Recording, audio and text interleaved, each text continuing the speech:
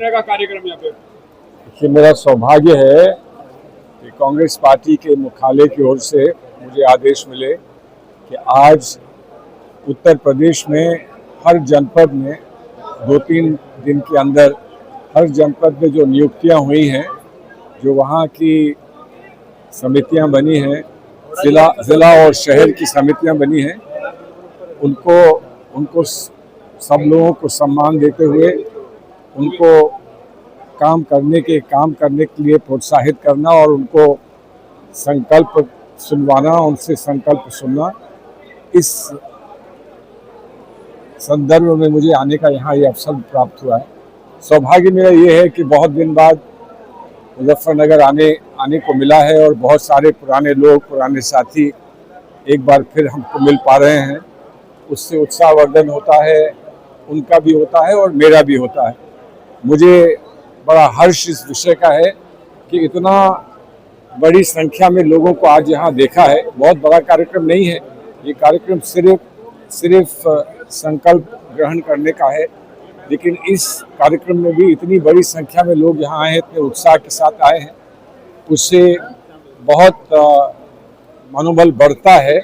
और अवश्य ऐसा हमको लगता है, ऐसा सोचने को मिलता है कि कांग्रेस की जड़ें मजबूत हैं, लेकिन जहाँ जड़ें मजबूत हैं वहाँ उन पेड़ों को हमें आगे बढ़ाने के लिए क्या करना है, इस पर आज हम लोग कुछ विचार करेंगे और इस पर विचार करने के बाद संकल्प लेकर आगे बढ़ेंगे। मंत्री जी, जड़ें मजबूत है लेकिन सफलता क्यों नहीं मिल पा रही है? देखिए, जड़ें मजबूत होती हैं, कभी कभी आप जानते हैं फसल नहीं निकल पाती है। फसल के लिए मौसम भी ठीक हो, फसल के लिए पानी भी हो, पानी सींचने के लिए हो, और आप वहाँ पर खाद उसको पहुँचा सकें, समय से पहुँचा सकें। अगर समय से खाद ना पहुँचे तो फसल नहीं बन पाती है।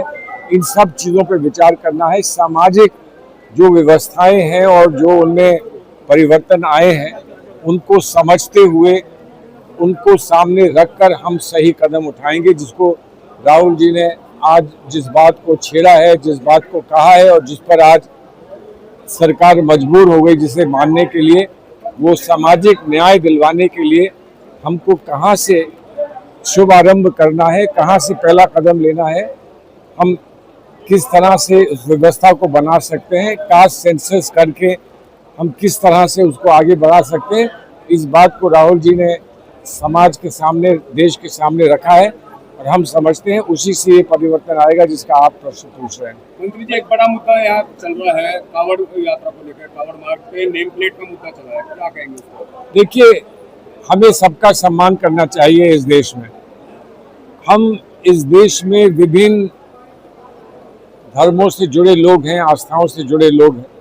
हमने आजीवन एक साथ अपनाया है, एक साथ एक दूसरे की व्यवस्थाओं में हमने साथ भी दिया है, समर्थन भी दिया है और उसका लाभ भी उठाया है। हम अलग अलग नहीं हैं, हम किसी भी धर्म के हों, एक दूसरे की धार्मिक आस्थाओं का सम्मान हमको करना चाहिए।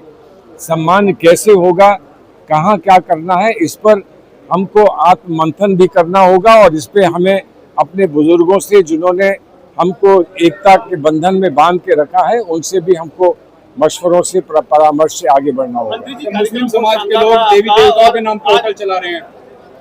ये मुस्लिम समाज के लोग देवी देवताओं के नाम से होटल चला रहे हैं, जिसका विरोध हो रहा है। देखिए, इसका लगातार विरोध देखने को मिल रहा है। लोग विरोध कर रहे हैं ना, हर एक को अपनी बात रखने का कानूनी अधिकार है, संवैधानिक अधिकार है, लेकिन मैं तो ये समझता हूँ कि किसी की भी देव देवताओं को सम्मान देने के लिए अपने जीवन में कहीं उसको, अपने जीवन के संघर्ष में कहीं उसको सम्मिलित करता है, उसको तो अच्छा समझना चाहिए। लेकिन ये आपस की बात है, आपस की बात हम कैसे सबका सम्मान कर सकते हैं, इस पर एक दूसरे की भावनाओं को समझकर हमको निर्णय लेने चाहिए और जहां हो सके हमें अकोमोडेशन करना चाहिए। हमें आपस में कुछ ना कुछ इतना अकोमोडेशन कर लें, एक दूसरे को कहीं ठेस ना लगे, एक दूसरे को कहीं बुरा ना लगे। कर्मचारी पर आपने आरोप लगाए हैं कि उसकी पैंट उतारी गई है। एक ढाबे पे एक कर्मचारी था, उसने आरोप लगाए हैं उसकी पैंट उतारी गई है हिंदू संगठन के लोगों द्वारा। जो भी ऐसा किया है, जिसने भी किया है वो अच्छा नहीं किया है ना। मैं अब कह रहा हूँ, हम आपस में एक साथ रहे हैं, गंगा जमनी तहजीब को हम मानते हैं इस देश में। इस देश में हमारा एक पहचान हमारी देशवासी की है, एक पहचान हमारी आस्थाओं से और हमारे धर्म से जुड़ी है। लेकिन हमारे संविधान में सभी धर्मों को एक ही स्थान दिया गया है, बराबर का स्थान दिया गया है। इसका हम सभी को सम्मान करना चाहिए, देश के हर नागरिक को सम्मान करना चाहिए। आज आपने हर्ष का विषय जारी, आपने कहा कि हर्ष महसूस हुआ है, आज कार्यक्रम अच्छा हुआ है, लेकिन आज आप उन बलिदानियों को भूल गए, देखिए मौन रखा गया ना, उन्हें याद किया। नहीं, देखिए हर चीज में कोई ना कोई बात निकल सकती है। हर एक आदमी, हर कार्यकर्ता कांग्रेस का और हर नेता जुड़ा हुआ है, उन लोगों से जुड़ा है जिन्होंने इस देश के लिए कुर्बानी दी है, पार्टी के लिए कुर्बानी दी है, देश के लिए, समाज के लिए, समाज के सम्मान के लिए कुर्बानी दी है। उसको आज याद करें, कल याद करें, परसों याद करें, वो हमारी आस्था से जुड़ी बातें हैं, व्यवस्थाओं से जुड़ी बातें हैं। सम्मान है और उनको याद करने की इच्छा है। हम कब, कहाँ, कैसे करेंगे, इसमें कहीं ना कहीं ये हो सकता है कि कोई कहे कि यहाँ करिए, कोई कहे वहाँ करिए, कोई कहे कि फूल मालाओं से कोई करे, कोई कहे प्रार्थना सभा से करे। जिसका भी अच्छा प्रस्ताव है, याद जिंदा रहनी चाहिए। सम्मान जो है वो हमारे मन में हमेशा जीवित रहना चाहिए। उसके जो भी कोई प्रस्ताव हैं और जो भी परामर्श है, उनको हम स्वीकार करेंगे। बिहार का चुनाव नजदीक है, बिहार का चुनाव नजदीक है, तो क्या बिहार की चुनाव की तैयारियां हो रही हैं। वो बिहार का चुनाव होने दीजिए, वो वहाँ तैयारियां होने दीजिए, हम अपना सोचे। उत्तर प्रदेश में किसके साथ कर रहे हैं जी गठबंधन? मुझे नहीं कोई मालूम गठबंधन के बारे में। ऊपर के जो नेता होते हैं वो समय समय पर गठबंधन की चर्चा करते हैं। गठबंधन अभी टूटा नहीं है। किसी ने ये नहीं कहा कि हमारा साथ नहीं, हमारा गठबंधन नहीं। गठबंधन से चुनाव में हम जितनी भी सफलता प्राप्त करके आए हैं वो सभी के सामने है। उसमें कांग्रेस का क्या योगदान है, समाजवादी पार्टी का क्या योगदान है, वो लोग सब जानते हैं। इसी को आगे रखकर हमारे नेता इस पर आगे का निर्णय भी लेंगे। वक्फ बोर्ड के लिए क्या स्टैंड है आपका? वक्फ बोर्ड तो सुप्रीम कोर्ट के सामने है। सुप्रीम कोर्ट ने बहस सुन ली है, विस्तार से सुन ली है। अब सुप्रीम कोर्ट का फैसला आ जाए। सुप्रीम कोर्ट के फैसले पे सभी लोग निर्भर हैं।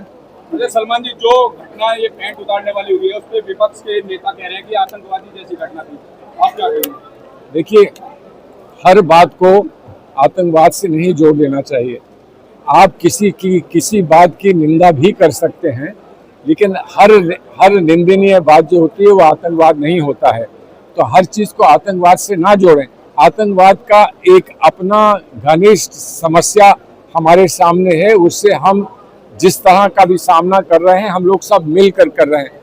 ये हमारे घर की अंदरूनी बात है, ये भी कष्ट की बात है। ये कष्ट हम एक दूसरे को ना दें, ये हमारा दायित्व बनता है। इसके लिए हमको क्या करना है, सामाजिक नेताओं को बैठकर इस पर विचार करना चाहिए। Thank you.